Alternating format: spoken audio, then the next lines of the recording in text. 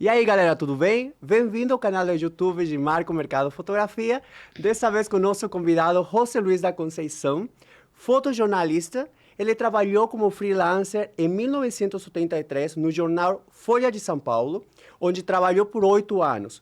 Posteriormente, foi contratado pela sucursal paulista do jornal O Globo, onde ficou até 2001. Cobrindo desde moda, economia, política, fotografias indígenas, conflitos agrários e esporte. Foi contratado pelo jornal O Estado de São Paulo, onde trabalhou como editor-jornal da tarde até o ano 2010, desde quando deixou o jornalismo diário para trabalhar na agência A2 como fotógrafo oficial do atual vice-presidente Gerardo Alckmin e foi subcoordenador de fotografia no Palácio dos Bandeirantes.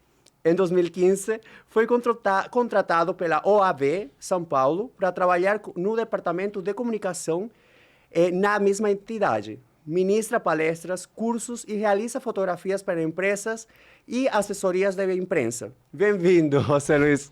Extenso currículo. Não, e eu quero te agradecer aí pelo convite, a gente estar participando aí dessa conversa, né, Sim. entre fotógrafos.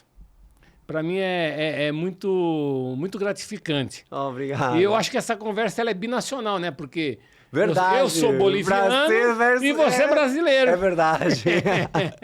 Que lindo. Ô, Luiz, me conta um pouco da tua história. Já a gente fez um mapeamento geral. Como você chegou na fotografia? Como você escolheu a área de fotojornalismo? Não, mas você lendo o meu currículo, eu não sabia que era tanto assim, viu? Mas, eu vi, eu tava querendo resumir, eu falei, nossa, não, é importante, tenho que pôr. Não, essa coisa é tão importante, não dava para resumir mais. Não, e eu gosto de brincar que... O que você é? Eu falo para meus amigos assim, eu sou fotógrafo, escoteiro, corintiano, taxista e gato. Nossa, e modesto, sabe? Daí o pessoal fala assim, mas tudo isso? Eu falei, tudo isso e mais uma coisa. O meu carnê de pagamento é dessa grossura, assim. Porque, apesar de tudo isso daí que a gente fez na vida, as pessoas acham que o mercado de repórter fotográfico, ele dá muito dinheiro, né? Sim. E na realidade você vive muito mais experiências do que retorno financeiro. Então eu gosto sempre de brincar assim, que eu sou fotógrafo, escoteiro, corintiano, gato, taxista e sempre duro. Então...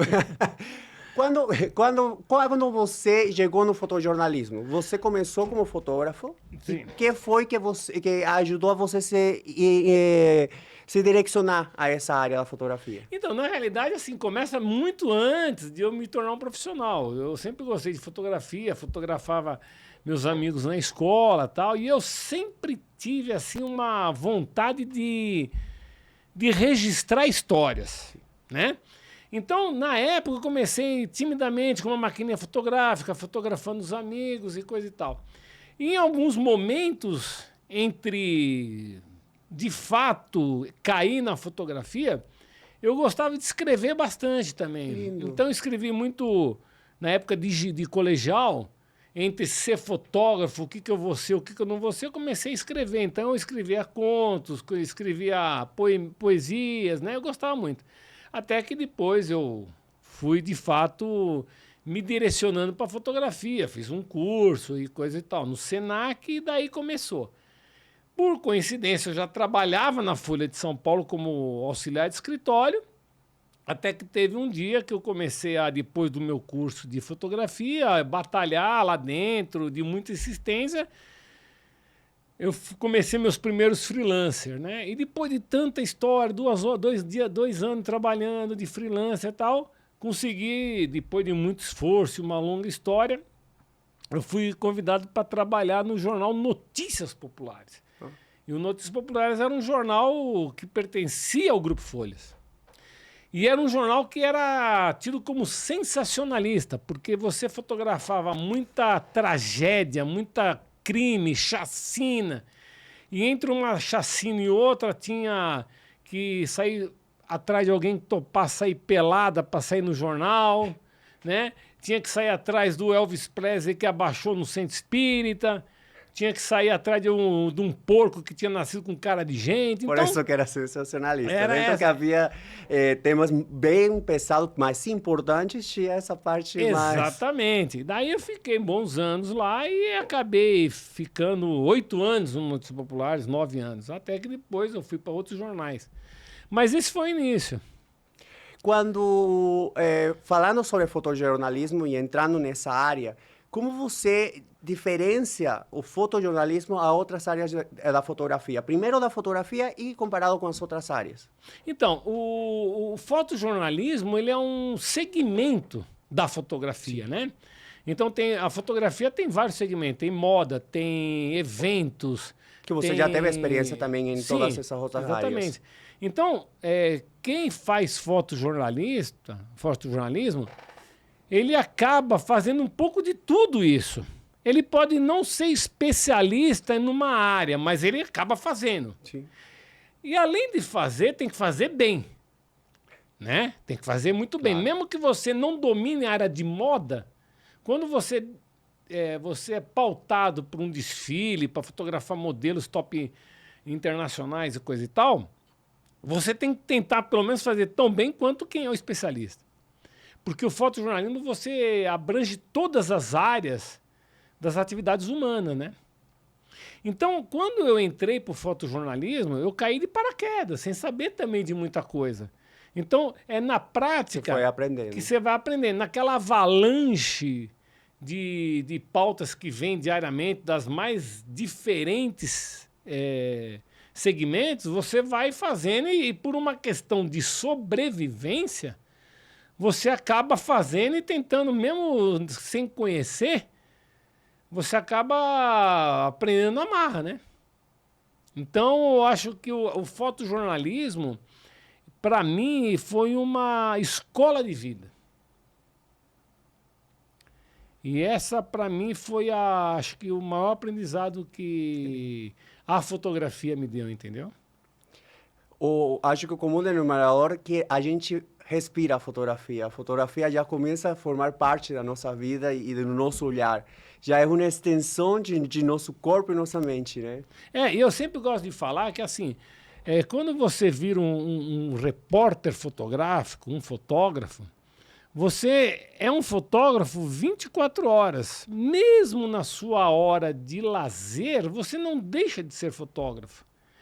Porque é muito instintivo você chegar no ambiente, mesmo sem estar com a câmera, você já vê aquela cena como um fotógrafo. Exato.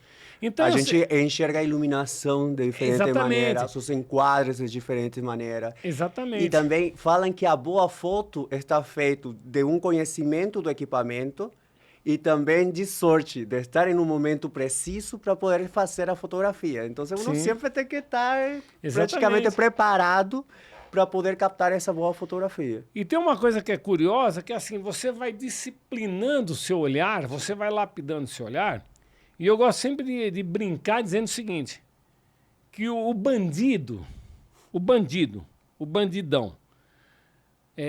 quando ele entra num ambiente, num restaurante, num lugar reservado e tal, ele entra já observando ao seu entorno as rotas de fuga. Sim. E o fotógrafo é mais ou menos igual. Quando ele entra no ambiente, ele vai vendo onde tem luz. Exatamente. Onde tem o contraluz, se a janela está aberta, se está na direção Quais do sol. Quais são suas fontes naturais e artificiais de iluminação? Não é mais ou menos isso? É verdade. Então, Ou não fala, gente, aqui seria uma foto incrível para tirar. Então, às vezes, você está sentado ou está no mercado fazendo uma compra e tal, e você vê uma cena e fala, pô, que foto legal, olha que imagem bonita. Então, você fica meio que condicionado a prática do olhar constante. É verdade. Quando você descobriu o fotojornalismo, quais foram tuas maiores travas, desafios que você viveu como fotojornalista brasileiro? Então, o maior desafio de qualquer repórter fotográfico é converter o não da situação em algo sim. Então, desde você chegar numa simples pauta, como você subir num prédio para fazer uma foto, você já está enfrentando um desafio. Porque você não conhece o porteiro, você não conhece o zelador, você precisa subir. Então, você vai ter que montar uma estratégia ali, improvisando algumas cenas, para você poder subir lá e fazer a foto. Exato. Então, às vezes, o clique em si é uma coisa banal. Mas o mais toda uma história difícil por trás. para você subir, para você... E quando você faz a foto, muitas vezes, você subiu, fez a foto que você precisava fazer lá de cima do prédio, quando você chega na redação, ainda leva uma bronca. Porque você não fez a foto na vertical, você fez só na horizontal. O espaço do jornal é horizontal, não é vertical para essa foto, entendeu? Então, é um conjunto de coisas que você tem que administrar. Então, assim, os desafios eles são constantes, independente do grau de importância da pauta. Entrando na área técnica, qual é a origem do fotojornalismo? Quais são os maiores expositores de fotojornalismo? Olha, eu vou dizer que quando você começa a entender, a entrar nesse universo, você vai buscando referências, né? Então, na área do fotojornalismo, teve vários, né? O Capa, o Cartier-Bresson, esses são os clássicos que você, quando adentra nesse universo, você acaba tendo os primeiros contatos. Mas na medida que você vai avançando e vai conhecendo outros repórteres fotográficos à sua volta, você vai vendo que tem pessoas brilhantes tanto quanto ali, do seu lado. Então, por exemplo, para mim, as grandes referências assim do meu início de carreira não foram esses caras. Foram só assim coisas que eu vi, que eu achei legal, porque para mim era inatingível, né? Porque era outra época, era outros tipos de foto, mas você estuda, você fica encantado. Mas quando você entra numa equipe que nem onde tem a Folha de São Paulo, dos anos 80, e tem a oportunidade de trabalhar com um monte de repórteres fotográficos feras, que cobriram tudo que aconteceu durante a época da ditadura militar no Brasil, os desafios que eles enfrentaram, e eles contando essas histórias... Inspirador, né? Inspira. Claro. E entre essas pessoas que me inspiraram, eu posso dizer o seguinte, que nem foi o Capa, nem foi o Bresson, mas sim pessoas que estavam ali, lado a lado comigo, respirando o mesmo ar. Lógico, eles muito mais experientes. Então eu posso citar dois. Um deles é o Jorge Araújo, que era para mim uma referência, que era um grande repórter fotográfico da Folha de São Paulo, ainda é, e o Luiz Carlos Murauskas. Então esses dois... Foram dos mentores. Que assim, eu gostava de ver o trabalho deles, eles estavam ali circulando, conversando com um, conversando com outro. Então, privilégio, né? Para mim, eu via esses dois mestres, para mim, eram minhas inspirações. O Murauskas, ele era ele tinha um biotipo assim mais forte e tal, mais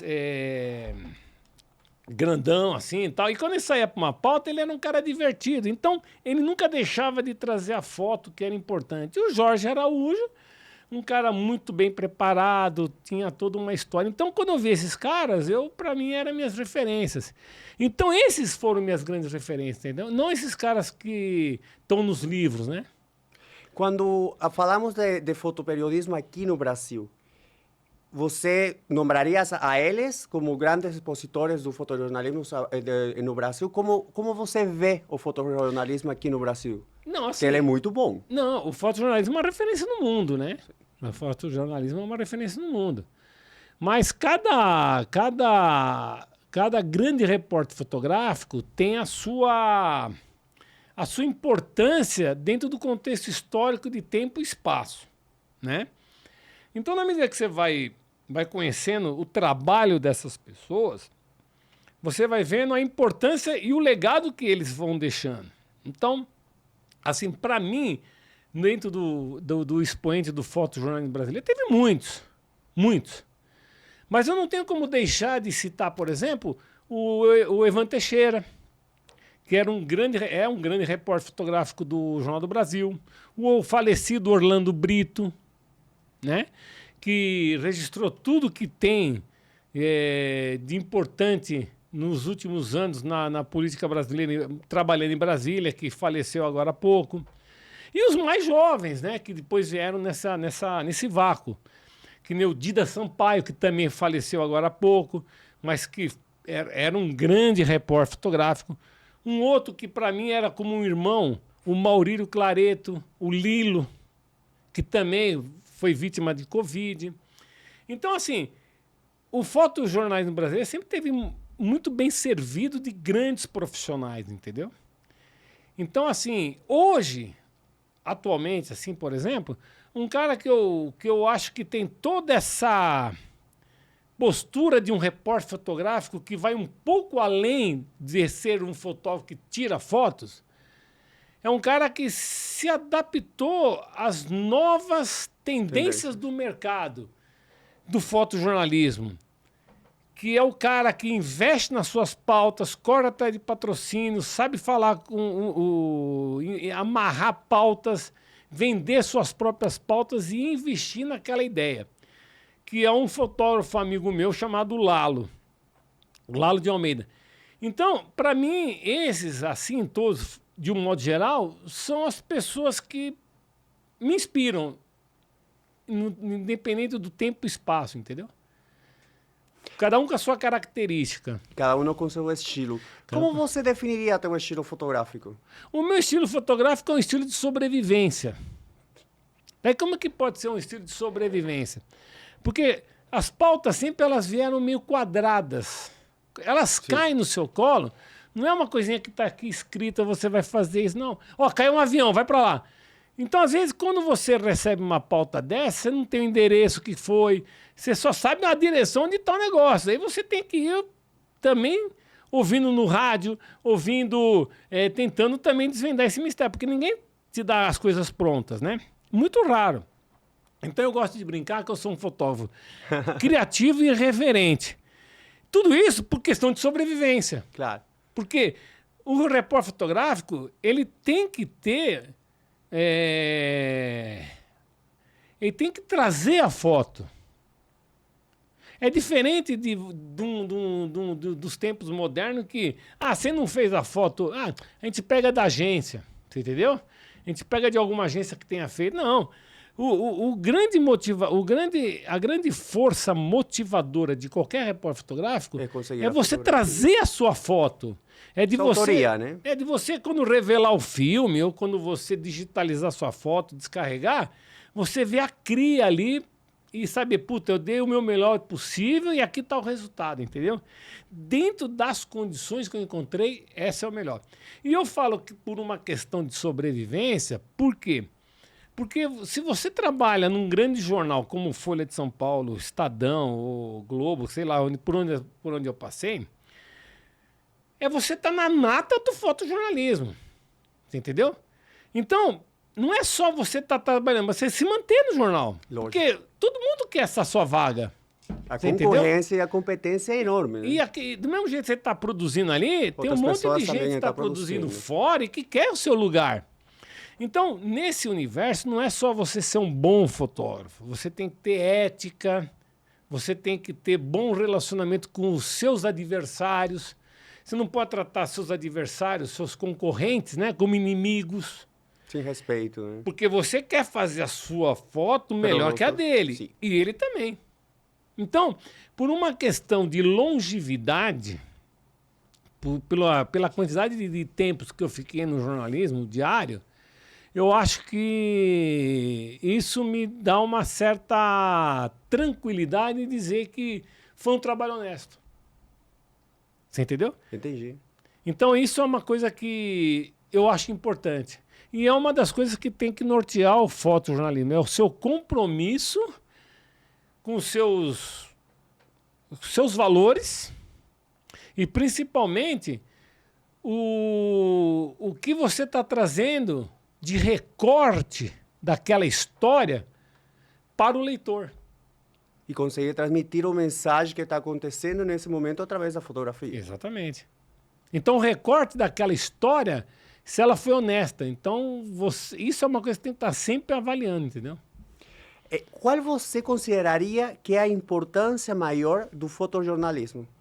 A importância maior, são várias. Eu não saberia dizer qual que é a maior importância, mas assim, a partir do momento que você tem uma foto que ela é informativa, que ajude o leitor a desenvolver um senso crítico, isso para mim já é uma coisa importante. Sim.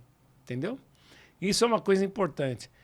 E fazer isso muitas vezes é muito difícil também, entendeu? Porque você tem que estar em alguns lugares, muitas vezes, em que você está correndo risco de uma pedrada, de uma paulada, entendeu? De um tiro. Para poder levar para o leitor o melhor daquilo que você podia informar daquela situação. E uma responsabilidade enorme, porque graças a fotógrafos, a fotojornalistas, que a gente teve conhecimento, uma noção de muitas coisas que acontecem que são longe e alheias de nós, né? Sim. Alheia ao nosso conhecimento, alheia ao nosso entorno. Se não fosse por a fotografia, nós não soubéssemos de muitas coisas, porque uma coisa é só ter escrito e outra coisa é você enxergar o que está acontecendo, né? Exatamente. Quando hablamos do prêmio Pulitzer, que é considerado um dos mais importantes prêmios da fotografia, qual é a tua opinião sobre ele? Eu acho que toda premiação, eu acho que é válido e importante, porque é um reconhecimento do seu trabalho, Claro. né? Às vezes, aquele prêmio que ganhou, você pode até ter uma opinião contrária, podia ter sido outro, coisa e tal, tal, tal. Mas essa motivação também eu acho que é importante. Então, qualquer tipo de premiação que possa contemplar uma obra é o reconhecimento do mercado. Você entendeu? Então, independente do prêmio que for, assim, se é um Pulitzer, se é um... que antigamente tinha o prêmio ESSO, hoje agora tem o Comunix e coisa e tal, eu acho que é uma boa oportunidade para o repórter fotográfico sentir na pele, no seu contato com o público que o está reconhecendo, como um exercício mesmo, de estar à frente das câmeras e não só atrás das câmeras, né? Então eu sempre gostei. Eu, particularmente, eu poderia talvez ter ganho vários prêmios e tal, mas eu nunca esquecia, não mandava, às vezes, no prazo. Essa parte burocrática das coisas, muitas vezes trava alguns fotógrafos. Eu, por exemplo, sou um. Então, por exemplo, eu tenho excelentes trabalhos, tenho excelentes ideias, mas montar projeto, sei lá, falar com alguém, não, isso eu não sei. Então você teria que ter alguém para fazer esse assessoramento, né? Mas isso não quer dizer que você desacredite que eu desacredito, não. Eu acho que é muito legal. Você falou faz pouco sobre o risco que você ou qualquer fotoperiodista pode alcançar realizando o trabalho. Qual foi, para você, o maior perigo que você sofreu realizando um trabalho de fotojornalismo? Vários. Foram vários, né? Então, assim, imagina você, um repórter fotográfico, com seus 20 anos de idade, sem grande experiência de vida, sendo jogado na periferia de São Paulo para fotografar um enterro de um traficante, enterro de vítimas de chacina, entendeu? Ir lá tentar falar com traficantes, entrar no meio para tentar fazer uma foto. Então, foram muitos e muitos riscos, de muitas vezes deparar com um bandido apontando arma para você. Eu mesmo já tive, eu e mais um outro repórter do Estadão, a gente foi recebido a bala por seguranças de uma fazenda lá no Pontal do Paranapanema, entendeu? nesses conflitos entre polícia e movimentos sociais, nesses embates, foram inúmeras vezes que a gente via as pedras zumbindo na nossa orelha. Então, os riscos são constantes, né? Agora, o objetivo de um repórter fotográfico ir a campo é ele fazer a foto e sair vivo. Claro. Né? Então, muitas vezes, eu também tinha medo de enfrentar algumas paradas indigestas, porque os perigos não eram só físico. Você também correu o risco de levar um processo, entendeu? Então, para você adquirir coragem, e eu acho que isso que é o grande barato que as pessoas não... As faculdades, a academia, de um modo geral, ela não trabalha isso, mas é uma coisa que você tem que buscar constantemente o seu autoconhecimento, saber os seus limites, você entendeu? Isso é muito importante para evitar para você amenizar os riscos e os perigos. Então, quando você adquire e vai estudando, ou voluntariamente ou involuntariamente, a busca pelo autoconhecimento, isso vai te ajudar muito a praticar qualquer tipo de atividade, seja na fotografia, seja como motorista, da nossa vida. Então, você tem que saber as suas limitações e tentar trabalhar elas. Então, vou dar um exemplo para você.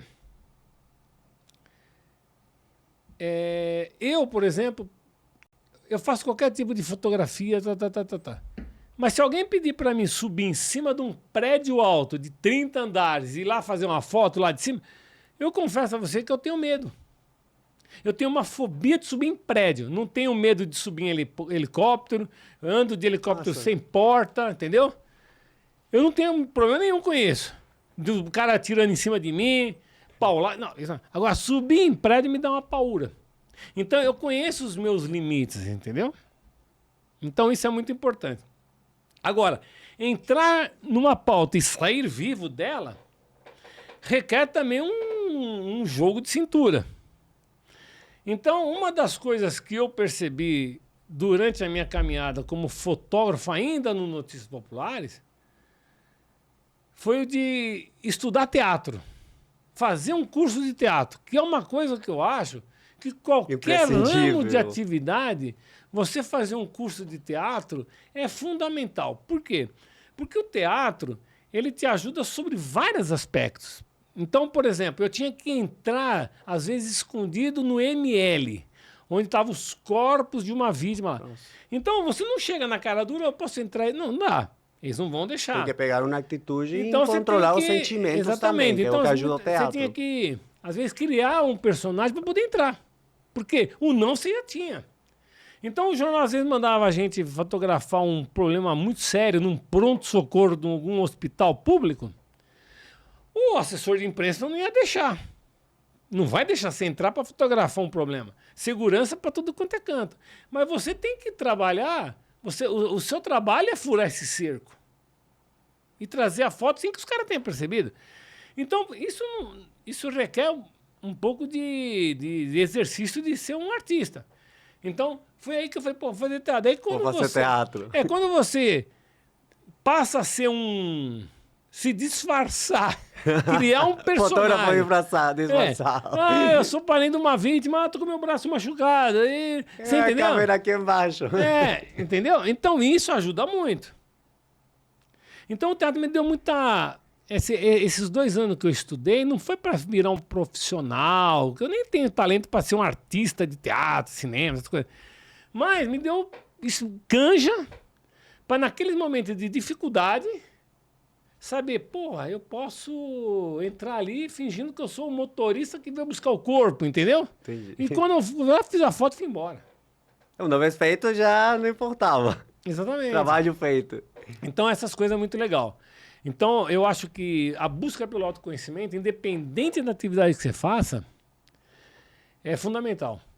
É, a gente precisa se conhecer primeiro para poder saber como lidar com o nosso entorno. Exatamente.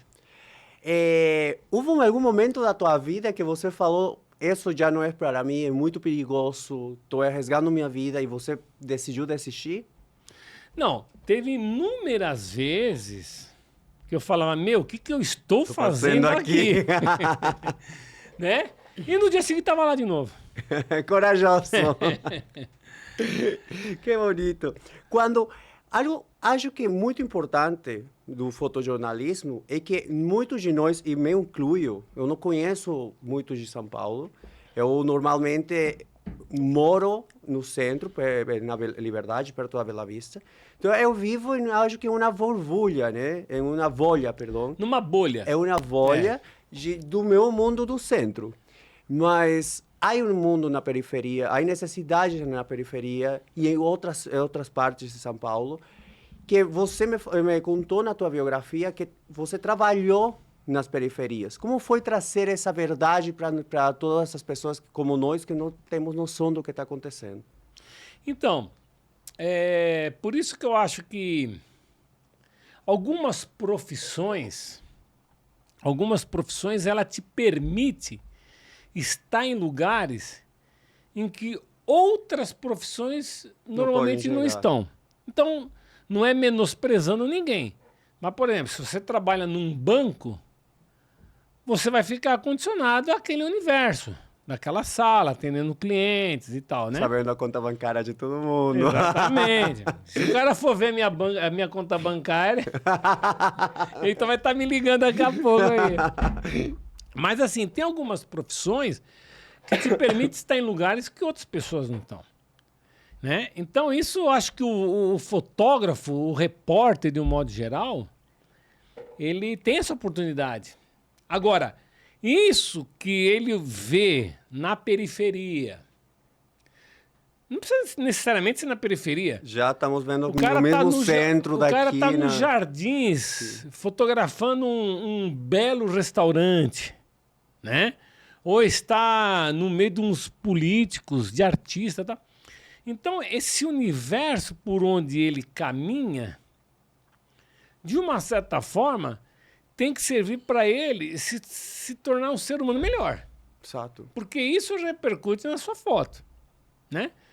Então, o fotojornalista, ele está em situações em que permite ele ver os mais diversos tipos de atividades do ser humano. E quando você está numa bolha na periferia, você tem que estar desprovido de qualquer preconceito. Então isso também ajuda o repórter fotográfico a ver o mundo de outros olhos, a vida sobre outros pontos de vista. Você entendeu? Então não é porque na periferia que apresenta aquelas condições que tem bandido. Ah, não, lá só tem bandido. Não, não é. Pode ter um ou outro ali, assim como tem nos Jardins, aqui, como tem onde eu moro. Europa. Você entendeu? Mas ali tem muita gente boa. Então você tem que saber filtrar isso aí tudo. Então quando você está indo numa pauta, seja ela qual for, nesses lugares mais distantes, você tem que ir desprovido de qualquer preconceito. Evidentemente que você tem que ter um conhecimento sociológico, antropológico, né, cultural, que você traz na bagagem. Mas você tem que ver com olhos diferentes de quem está sentado num ar-condicionado e vendo na televisão. Você entendeu? Então, quando você tem essa compreensão, fica muito legal. Agora, esse tipo de compreensão eu não vejo, por exemplo, nos marqueteiros políticos. Você entendeu? Porque quando, na realidade, esses marqueteiros, eles de uma certa forma, eles maquiam tanto... Disfarçam a realidade, né? Eles formam um conjunto de coisas que distancia tanto que fica muito artificial. Quando, na realidade... Se você contar uma história daquela região servindo a um político, mostrando a realidade do povo, as suas características, suas virtudes, fica muito mais rico. Então, esse jogo de você ir na periferia, e principalmente na época de campanha eleitoral, quando você vê os marqueteiros, aí você vê que tem muita coisa que é maquiada e direcionada para uma coisa que não é real. Por isso que aconteceu uma coisa muito interessante. Certa vez, eu fui num bairro periférico e um senhor lá me falou, você só vem aqui quando tem tragédia, né? E realmente, os jornais só iam para essas condições para cobrir a tragédia. A grande vantagem do jornal Notícias Populares é que, além de também ir quando tinha as tragédias, o jornal tinha um espaço dedicado a bairros. Então, toda semana tinha coisas positivas que o presidente da Associação Moradores de Bairro contava os dramas daquele esgoto a céu aberto. Então o jornal contava as reivindicações da população. Então o jornal tinha uma grande penetração e um grande respeito dessa população. Apesar de ser um jornal totalmente sensacionalista, tinha esse outro lado que abria portas. Coisa que os grandes jornais, quando iam, não iam. Agora, um grande movimento que eu vi bacana foi que, baseado nessa experiência, a própria comunidade começou a fazer os seus... Hoje não tem. Vai começar a seus filmar, seus bairros, seus jornais comunitários, né? Então, isso eu achava muito legal. Então, você ia, por exemplo, para a cidade de Tiradentes, tinha lá um núcleo, tipo um espaço comunitário em que eles filmavam, entrevistavam as coisas boas, que não era só coisa ruim. Entendeu? Então eu conseguia ter enxergar essas coisas. Já as condições não são as melhores de vivência, e só ver tragédia acerca da vida que você está levando e o estilo de vida que você está levando não é justo, né? Como falou, o Senhor não era todo ruim, não era todo mal. E que há das coisas boas? Sim. Quando você falou agora dos diferentes pontos de vista, eu acho muito importante. Eu, como estrangeiro, tem muitas coisas que eu estou aprendendo do Brasil. Na faculdade, a gente viu um texto sobre a pichação em uma cidade já vandalizada, algo assim se chamava o texto, aqui em São Paulo. Sem você conhecer um contexto sociopolítico atrás da pichação, você pode enxergar como um acto vandálico e algo errado que não deveria existir.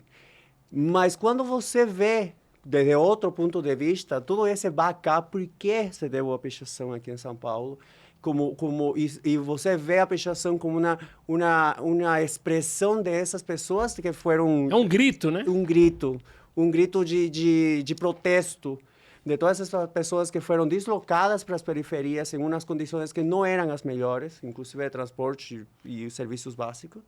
Então, você vê desde outro ponto de vista, e essa é a maior importância do trabalho que você realiza.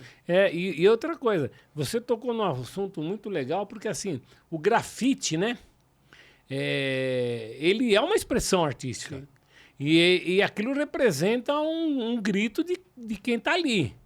Assim como a música. Exatamente. Assim como a dança.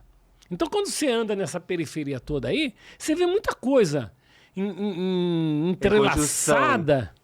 E que, se você não tiver uma experiência de vida, você acha que aquilo lá é bagunça. E não é. Por trás aqui tem uma grande expressão. E tem esse movimento. Agora, tem fotógrafos, por exemplo, que sabem captar isso, né? Que entenderam isso, a voz da periferia e tal. Então, tem um amigo meu, por exemplo, que é especialista em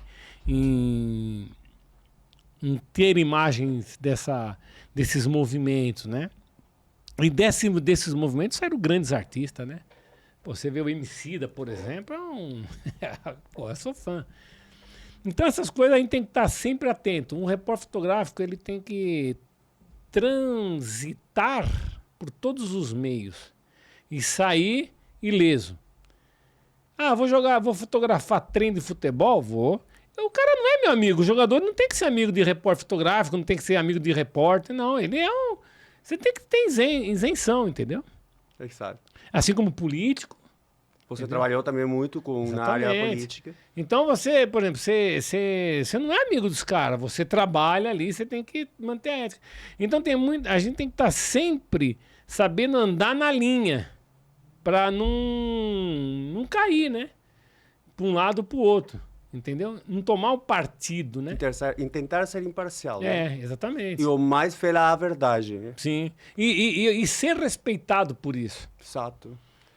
Uma das áreas que eu fiquei maravilhado quando eu vi tu currículo, tua biografia, foi a parte de fotografia jornalística indígena. Considerando que é algo que são populações historicamente reprimidas e que muitos de nós somos além dessa realidade deles. Então, me conta um pouco dessa etapa também na tua vida. Então, eu sempre, quando entrei nesse lance de ser fotógrafo de jornal, eu sempre quis tirar foto de indígenas, né? Sempre quis. Mas não é sempre que você vai, né? Que vai ter a oportunidade. Então, assim, eu tive algumas oportunidades. Não me especializei nessa área, mas eu estive em algumas tribos, né? Pelo Brasil. Em momentos diferentes, em jornais diferentes. Então, eu realizei esse meu sonho de ter ido em algumas aldeias, de ter registrado algumas histórias para o jornal. Devia ser muito enriquecedor. Principalmente para o jornal o Globo. E foram matérias de denúncia contra o que as comunidades indígenas estavam passando naquele momento. Então, a primeira vez que eu fui para uma aldeia foi quando eu trabalhava no jornal o Globo, em que eu fui fazer uma reportagem na região de Dourados, lá no Mato Grosso, sobre a quantidade de índios que estavam se suicidando. A grande quantidade de índios que estavam se suicidando naquele momento. Então eu e o repórter ficamos lá alguns dias para tentar entender esse fenômeno. Um que estava acontecendo. E uma das causas era esse choque de cultura.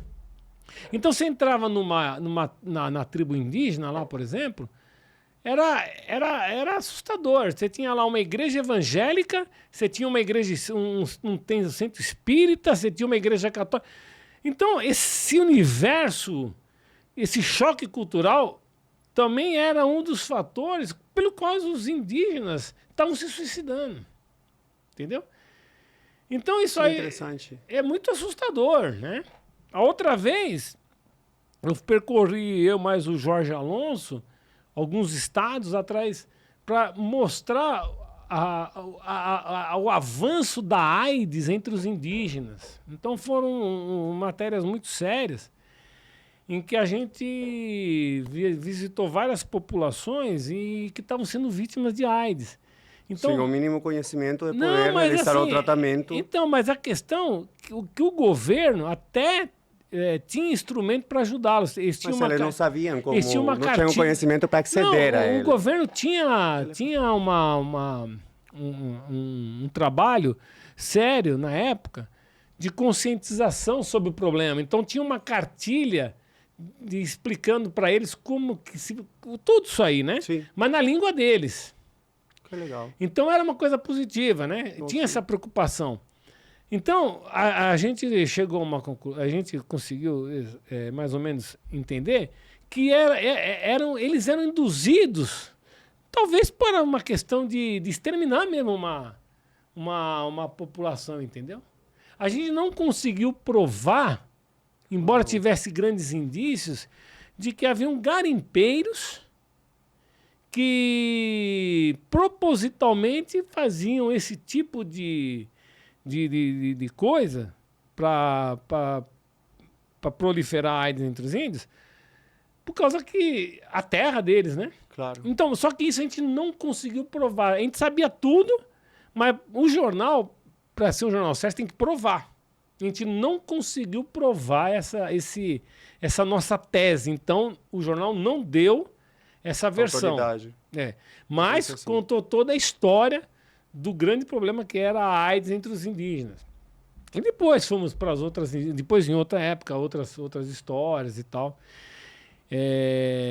Então, assim, eu tenho um carinho muito grande pelos esses povos originários, né? Eu gostaria, talvez, nessa minha fase da vida, estar indo mais nessas tribos e tal, né? Porque eu acho que tanto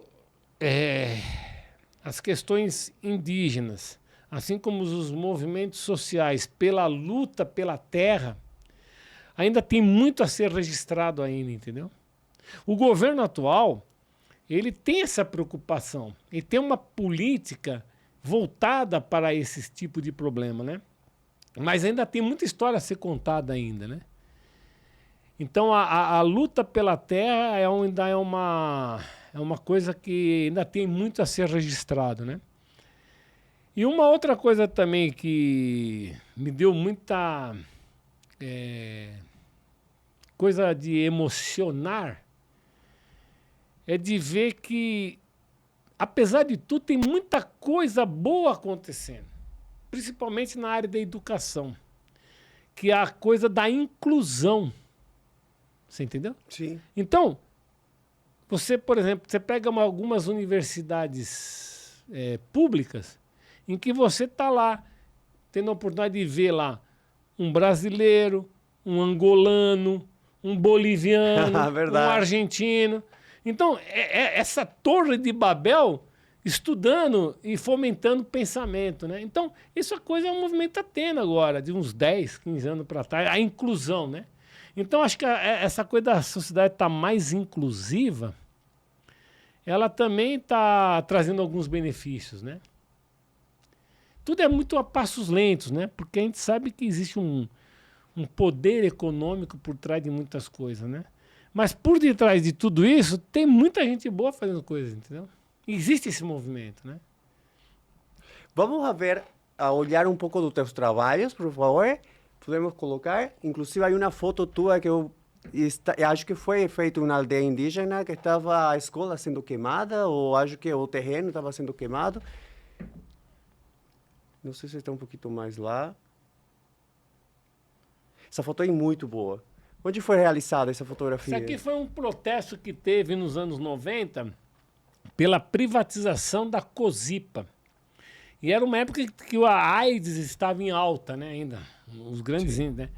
Então o manifestante apanhou, cortou, bateram na cabeça dele, então ele usava o sangue como defesa. Muito boa. E na hora que eu fiz essa foto, eu não sabia que eu tinha conseguido fazer o sanguinho voando, entendeu? Daí foi só depois que revelou o filme, que eu cheguei no jornal, os caras, pô, você fez a foto do sangue. Eu falei, eu sou bom mesmo, brincando, né? Mas eu nem tudo foi intencional. Eu nem sabia o que eu tinha feito.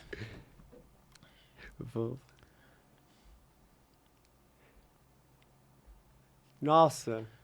Essa foi feita, armada por você? Essa aqui foi uma brincadeira. É uma foto conceito, né? Foi uma foto brincadeira, foi um ensaio que eu fiz com a Rita Cadillac, em que ela tinha posto o bumbum no seguro. Daí a gente fez uma brincadeira. Não é o factual, né? Isso aí é uma liberdade poética, né? Quero chegar... A parte esportiva que você também trabalhou, né? No Jornal Globo e Estadão a gente fazia muito, né? Fórmula 1... Linda foto. Essa foto, na tua entrevista com o João Soares, você falou... nas nuvens. Você falou que foi uma venda de todos os jornais com essa fotografia, né? O quê? Faça amor, não faça guerra. Ah, verdade. Faça amor, não faça guerra.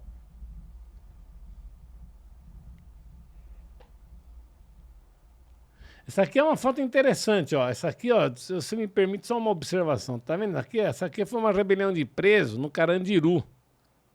Você entendeu? Nossa, tipo o motim deles. Foi uma grande rebelião que teve no ano 2001, 2000 e tal. Agora, olha que interessante. O jornal me mandou para lá. Como que eu vou fazer uma foto dessa? Eu nem estou sabendo que isso está acontecendo. Então, por quê? Porque a cadeia, ela é murada. Ela é alta. Você não tem como ter acesso, não tem drone. Você entendeu? Foi feita que ano? 2000. 2000. 2000, 2001. Daí, olha que interessante.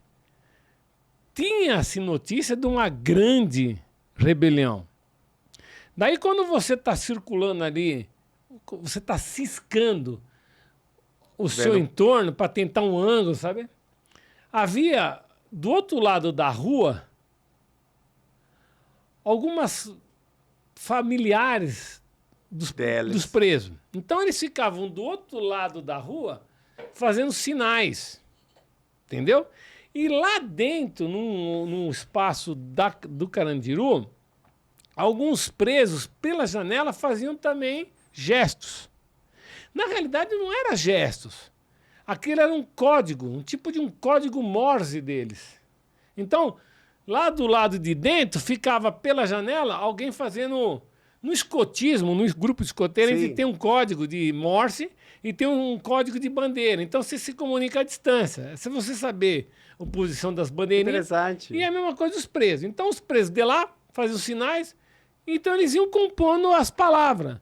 Eu me encostei do lado de uma senhora e falei, moça, o que eles estão falando? Daí a mulher ia me traduzindo o que eles estavam falando. Olha, eles estão falando a letra A, a letra B, blá, blá, iam formando as frases e tal. Então, falou que tá todo mundo lá rendido, já tá pelado. Eles estão no pátio, tem mais de 1000 lá presos. No pátio, passando por uma revista. Então, nessa hora, eu liguei pro jornal e falei assim, olha, tem uma cena assim assado, preciso de um helicóptero já. Daí o chefe, tudo bem. Alugou um helicóptero no Campo de Marte, que era do ladinho. 5 minutos eu tava lá, peguei o helicóptero, subi e fiz essa foto. Uau! Agora, o mérito da imagem não é só a imagem foi em todo si, o contexto de atrás. mas você saber falar com a pessoa ganha confiança, uma pessoa que você nunca viu na vida, entendeu? E ela traduzindo para mim, não, ele tá falando que lá tá, os caras tá preso, entendeu? Então, acho que isso, o bastidor da foto é mais importante do que a imagem em si. Que lindo. Aí uma foto, podemos passar essa? Mas essa é uma das minhas preferidas. Acho que aqui não dá para ver muito, mas é o único guarda-chuva branco entre todos eles. Isso foi feito Isso quando? foi o sindicato, foi como chama aquilo? Uma assembleia final da Assembleia dos Metalúrgicos em São Bernardo. Quando acabou a assembleia, cada um foi direto para os seus ônibus e eu dei a sorte de fazer essa foto. Até quero vender essa foto em Fine Art. Muito linda. Tô vendendo essa foto, gente. Quem quiser comprar, entre em contato comigo. Eu fiz num quadrinho. Algo que eu lembro muito do fotojornalismo, no 2011, quando eu participei do Wedding Brasil, aqui em São Paulo, nessa época, se falou muito da revolução da fotografia de casamento, por exemplo, de eventos, quando os periodistas, os fotoperiodistas, entraram na outras áreas da fotografia e revolucionaram isso de mostrar o evento de uma forma mais natural. Que outras áreas você acha e como também influenciou o fotojornalismo em outras áreas da fotografia? Então, essa questão do foto de casamento, de eventos e tal, esses estúdios tradicionais, eles já vêm com aquele modelo, né? Pré-concebido, né? E fazem muita coisa boa. Só que alguns repórteres fotográficos, ou porque perderam seus empregos na época do jornal, ou mesmo algumas repórteres que viram nisso um mercado, se direcionaram para esse segmento, entendeu? Então aconteceu esse movimento de pessoas verem uma brecha nesse segmento e tentar revolucionar ou fazer umas coisas diferentes e deram certo, né? E também teve aqueles fotógrafos que, depois que saiu do jornal ou foi demitido, tal, os caras, vamos fazer casamento. Então, mandaram muito bem, entendeu?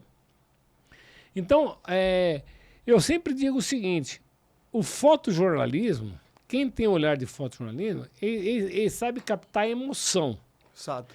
Então, qualquer coisa que você faça na sua casa, uma festinha de aniversário, você pode fazer no estilo fotojornalismo, né? Que é a emoção, é de você contar uma história, entendeu? E isso foi que revolucionou a parte de casamento, que era geralmente sempre a foto posada, E... atrás do bolo, cortando o bolo, tirando foto com cada mesa, a foto do buquê, com contar história, contar porque o pai está derramando essa lágrima, quando ocorreu esse beijo, e que a pessoa, conforme veja a foto, consiga imaginar o que aconteceu nesse casamento, né? Exatamente, porque assim, o que acontece? A noiva é o personagem muito exigente. Sim. Né? Então, quando ela contrata um fotojornalista, ela não contrata um fotógrafo para fotografar o casamento, ela contrata um fotógrafo para contar a história do casamento. Né? Então, se ela pensou na luz verde caindo em cima do bolo, tem que ser a luz verde caindo no bolo, entendeu? Agora, dá muito trabalho, né? Porque aí o fotógrafo também tem que exercitar um lado empreendedor, de saber falar com esse tipo de perfil, entendeu? Então, não é só fotografar. Por isso que você tem que ter as pessoas certas no lugar certo.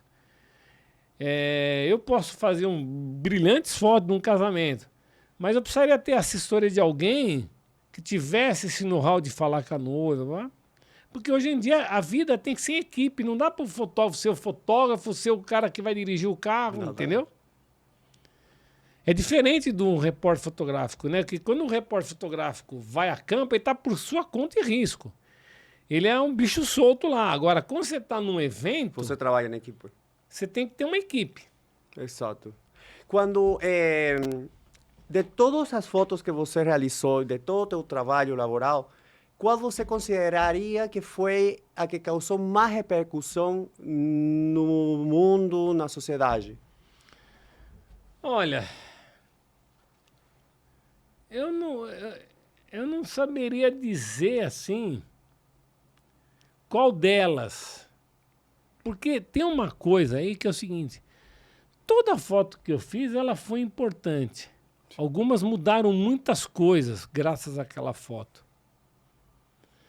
Mas tem uma coisa meio ingrata nessa história toda. Que é assim, a brilhante foto que você fez hoje, que está no jornal estampada ou está na revista, amanhã é que nem os amigos gostam de brincar. Ela está servindo, o jornal está servindo para pôr o cocô do cachorro. Antigamente era gaiola de passarinho, né? Era para forrar a gaiola de passarinho. Não, eu vejo lá uns farnéis de jornal à venda. Você quase levou uma bala na cabeça pela foto e está aí lá. Não é assim hoje? É verdade. Então, assim, dizer qual que é a foto, cada uma dessas fotos para mim foi importante, entendeu? Dizem que não tem maior selecionador de fotografias que o fotógrafo. Porque nós, fotógrafos, amamos tanto o nosso trabalho. Ele é como nosso filho, que a gente não consegue escolher nada. Para finalizar, José Luiz, você me mandou também um vídeo que você falava muito, inspirando a jovens a estudar fotografia. Me manda dar essa mensagem para eles, para a pessoa que está pensando em estudar fotografia, não só na área jornalística, e qual que seria a importância da tua mensagem para todos eles? Eu acho o seguinte, que hoje todo mundo é fotógrafo. Exato. Até a minha mãe, que tem 84 anos, ela é uma fotógrafa. Com o celular, você registrando, tirando uma foto, você pode ser um fotógrafo. Qualidade. Né? Excelente qualidade. Muito bem. Então, nesse universo, todo mundo é fotógrafo. Né? É lógico que a diferença de um profissional, ele é contratado, não é para tirar foto, e sim para pensar a fotografia para o cliente. Tudo bem? O fotógrafo profissional, ele é contratado para resolver problemas. Agora, como o cara vai subir lá em cima do prédio, como o cara vai enfrentar o tiroteio, isso é problema dele. Eu te pago para você resolver o problema, eu só quero a foto. A inspiração a mensagem que eu passo para qualquer pessoa que queira fotografar é a seguinte: seja feliz, você tem que ter a certeza de que você está sendo feliz com as suas escolhas. Isso Entendeu? vai para tudo, né? Isso aí é para tudo, para fotógrafo, para faxineiro, para motorista, para banqueiro, não importa. Seja feliz com as suas escolhas. Se a sua escolha é ser um sapateiro, que você seja um brilhante sapateiro. E não deixe de registrar a sua história como sapateiro pela facilidade que você tem de deixar um legado através da imagem. Se você tem a oportunidade de ser um fotógrafo, quero estudar fotografia, beleza. Então, que você tenha em mente que você vai ser um operário da imagem. Que o operário da imagem é aquele cara que não tem horário, que tá chovendo e ele vai ter que sair para fazer foto. Não adianta o cara, não, eu sou um fotógrafo brilhante. Não, mas eu não saio, tá chovendo. Pô, mas você é fotógrafo, você tem que fotografar nas condições mais adversas. Aproveita a chuva de algum jeito. Saia fotos maravilhosas com chuva. Exatamente. Então saia daquela área de conforto e tenha a ciência de que você é um repórter fotográfico. De você é um contador de histórias através da imagem. Se naquele momento estava chovendo, você vai registrar a história chovendo. Se naquele momento você está no deserto do Saara, você vai ter que andar no deserto do Saara e saber as suas, os seus ossos e os seus ofícios, do seu ofício.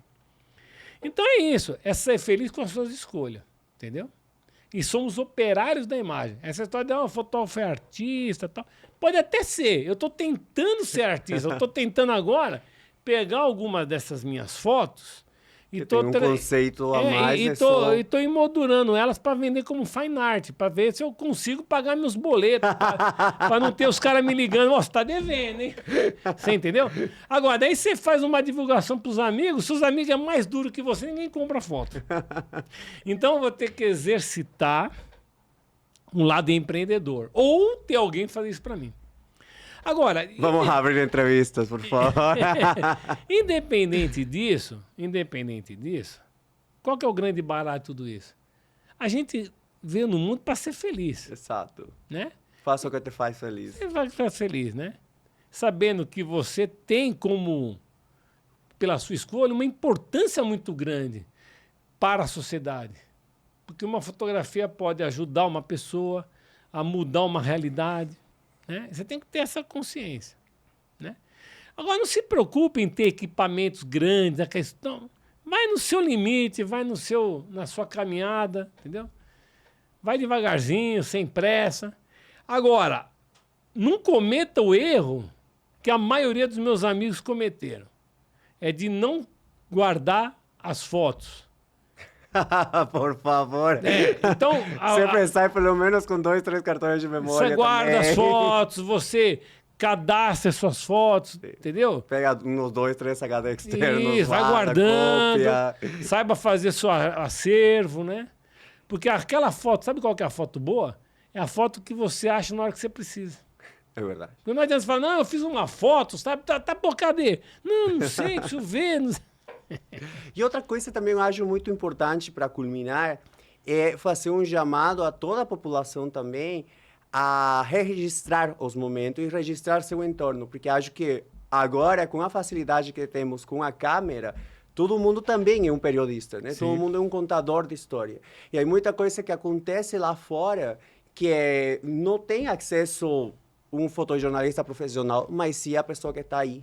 Sim. E aí muitas coisas de homofobia, de feminicídio, muitas coisas que são só denunciadas e levadas à justiça por conta das pessoas comuns, né? Exatamente. Então nós somos um agente social, né? Sim. E de nós outros depende também o câmbio da sociedade, né? De mostrar a verdade. Sim. E outra, a fotografia é um documento. Exato. De caráter legal, porque é uma prova também, se tem... Exatamente. Exato. Por isso que eu falo assim, independente da área da fotografia que você escolha, faça aquilo com paixão, né? É isso que é o segredo. Esse é o segredo de tudo. Muito obrigado, José Luis. Adorei nossa conversa. Foi um bate-papo, né? Bom papo, muito obrigado por tudo. E então, galera, curta, compartilha, ativa o sininho para receber as notificações e se inscreva no canal do YouTube. Um beijo.